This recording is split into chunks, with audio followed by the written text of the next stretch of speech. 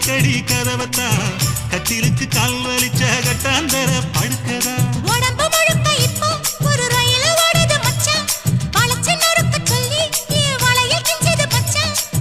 அடடா அல்வா துண்டு இடுப்பு போங்கிடுப்பு